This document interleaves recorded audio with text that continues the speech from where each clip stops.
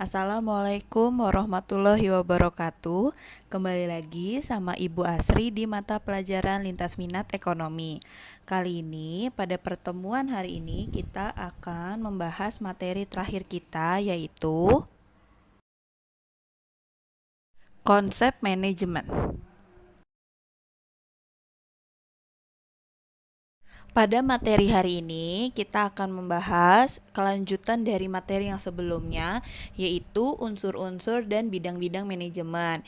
Jadi, pada materi hari ini, kita hanya melanjutkan dari yang materi sebelumnya. Jadi, sebelumnya Ibu sudah membahas tentang konsep manajemen, lalu yang materi ini Ibu akan melanjutkan, yaitu ada unsur-unsur dan bidang-bidang manajemen, serta penerapan manajemen di sekolah. 1. Unsur-unsur manajemen. Unsur-unsur manajemen ini dibagi menjadi 6. Ya, pertama ada man atau manusia, yang kedua ada money atau uang, yang ketiga ada machines itu atau mesin, yang keempat ada methods itu atau metode, terus yang kelima ada materials atau bahan, dan yang terakhir ada market atau pasar. Nah, di sini Ibu akan menjelaskan satu persatu. Dari man atau manusia adalah unsur manajemen yang paling penting di manajemen itu sendiri untuk mencapai tujuan dari perusahaan. Nah, manusia inilah merupakan unsur paling penting di antara unsur-unsur yang lain. Jika tanpa adanya manusia, maka tidak ada proses kerja atau tidak ada proses untuk mencapai dari tujuan perusahaan tersebut gitu. Jadi dasarnya itu manusia adalah sebagai makhluk kerja. Lalu yang kedua ada money atau uang. Jadi money atau uang ini merupakan alat penting untuk mencapai tujuan tersebut.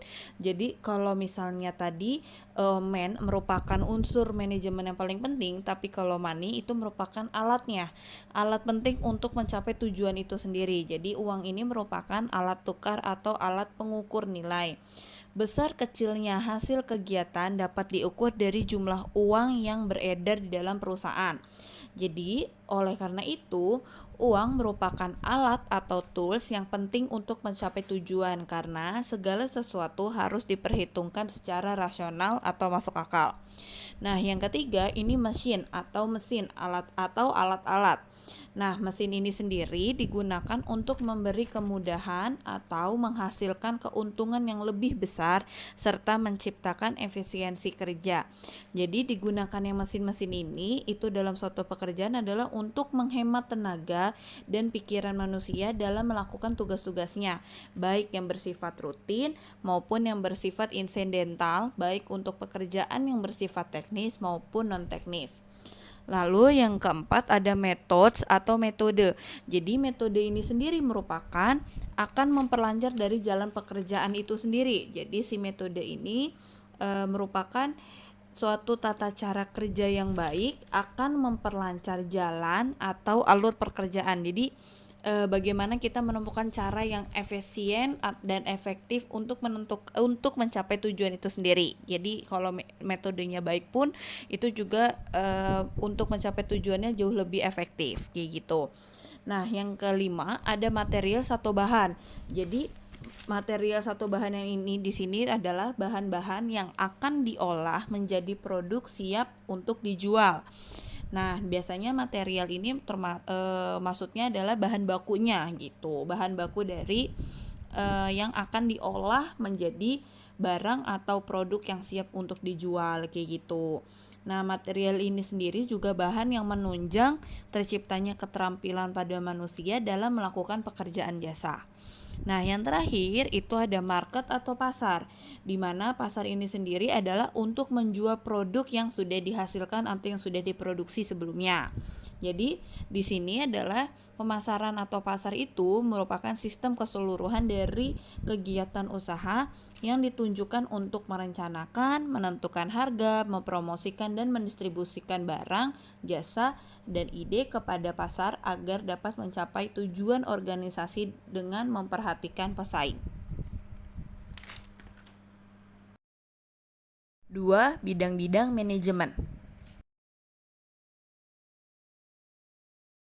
Bidang-bidang manajemen. Bidang-bidang manajemen ini sendiri dibagi menjadi 5. Yang pertama ada manajemen produksi, manajemen pemasaran, manajemen keuangan, manajemen personalia, dan manajemen administrasi. Nanti di sini Ibu akan membahas satu persatu dari bidang-bidang manajemen.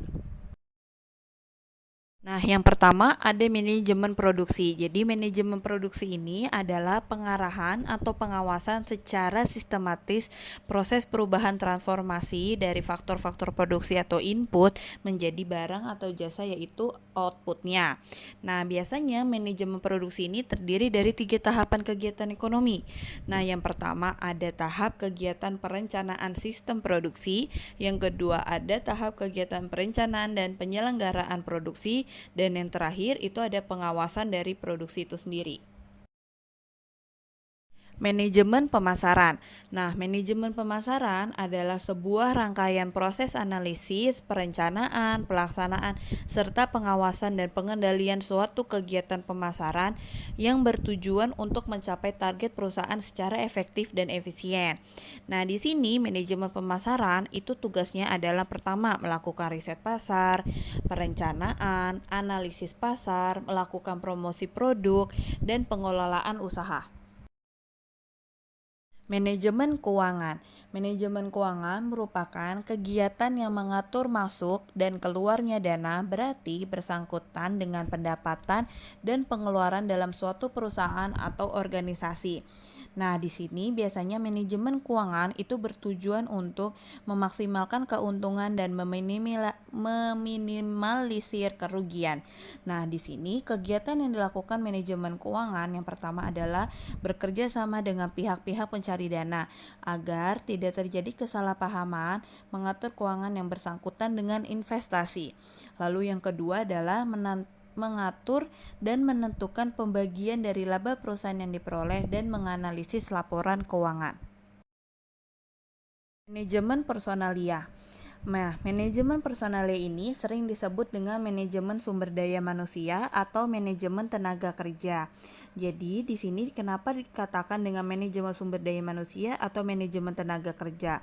Karena hal ini disebabkan yang ditangani itu adalah sumber daya manusianya, baik manajer atau tenaga kerjanya.